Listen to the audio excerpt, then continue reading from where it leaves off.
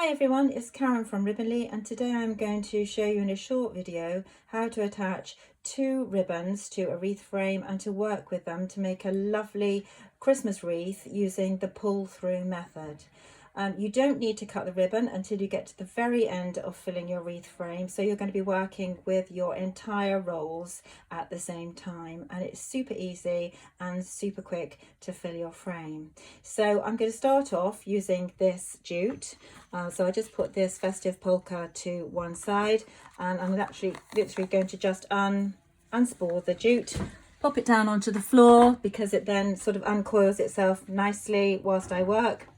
And I'm taking the jute, I'm pinching it together like that, and I am going to attach it to the frame. And the way I do that is I start by one of the crossbars. There are 9 crossbars on the frame. Obviously you can start wherever you want, and I'm attaching to circle 1. So there we go. I'm putting it underneath. This is what I call circle 1, and obviously circle 2, circle 3, circle 4, and I'm attaching with my cable tie. So basically just taking your cable tie underneath, making sure it wraps around circle 1 and around the ribbon, and then just pop your cable tie. I've got to just turn that around the right way, and then pop it through, pop the end through and pull really tightly, and there you've got your ribbon securely attached to your wreath frame. And all you do now is just trim off the end and you're good to go. And what we're using here now is the basic pull through method. I think it's a bit of a push and pull method actually, because you begin by taking the ribbon, you're working underneath the frame, and you push through with your fingers the width of the ribbon, and then you pull it through. So here it comes, a little bit stubborn on this first one. That's just because the end is attached there, the cable tie. So you just basically pull the ribbon through like that. And how do I know if I've got a big enough loop? Well, I always think if you can slip your hand in, then you know you're going to have a lovely loop. It's going to make a lovely, luxurious and pretty wreath. So there's your first loop, and all you do is just continue. So I'm going to push the next lot of ribbon through, and then I'm going to pull. I'm going to be careful now not to make any difference to this loop. I don't want it to get any smaller, so I'm holding on to it. So I'm making sure that I'm pulling from this length here. There we go. Measure it. Does that look about right? Yes, I think it is.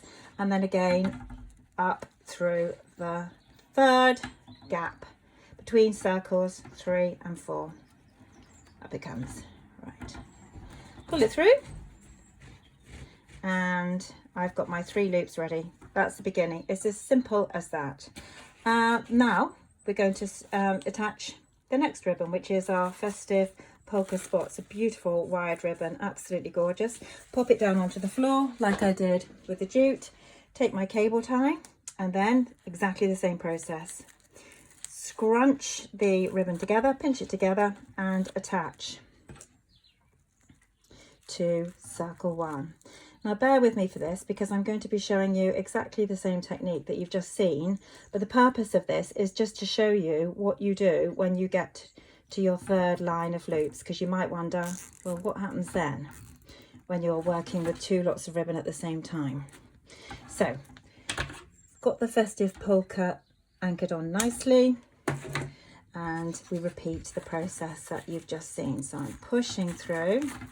I'll try and work a little faster.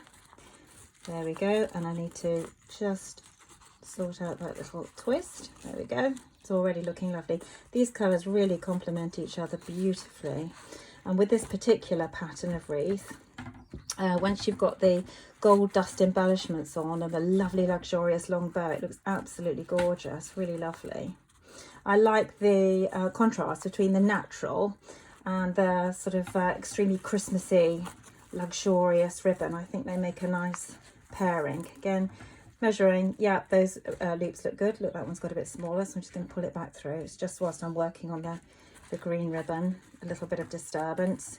And then lastly, pulling through, again, holding on to those earlier loops, because you don't want to end up with uneven loops, really. There we go. So we've got our 2 lines of loops, looking pretty already. You can see how quickly this wreath will come together. It's incredible. So what to do next? It's very simple. You just continue all the way around the frame, but I'm going to show you how. So there's some gap left in this section here. So I'm going to scrunch the ribbons up a little, so they push them up a little so that there's a little bit more room. And all you do now is I'm going obviously back, because I'm alternating, I'm going back to my jute ribbon, my burlap ribbon, and I'm going to, so I've gone underneath the frame and I literally just push these ribbons along and push up and pull through. You have to do a little bit of sort of fiddling around as you go. You know, you want to just as you work, just keep your eye on the other loops and make sure that none of them are sort of decreasing in size or sort of getting pushed out in any kind of a way. But it's really very simple. So here we go, loop 2, and then loop 3. And in a minute I'll show you the underside of the frame and you can see what it looks like. So there we go. So let's see where we are. Got some nice fat loops there. Those look pretty in the middle. Straighten them out a bit. And there you go. So that looks really lovely. I'm sure you'll agree. What I'd be doing next was taking the green ribbon, the festive polka, I'd be going underneath and I'd be feeding through between circles 1 and 2 here. If I turn the wreath over, you'll see it's literally, I probably could have pulled that through a little bit more, but you can see that you're literally just creating, you're just pulling through underneath. That's all, that's what it looks like underneath. I don't really think it matters what it looks like underneath, as long as you follow the principle that you're always working from underneath, so you never have to go over the top, and you're always going back each time to the gap between circles 1 and 2. Then if you follow that principle, you're going to have a beautiful looking wreath, and I really hope that you enjoy making it.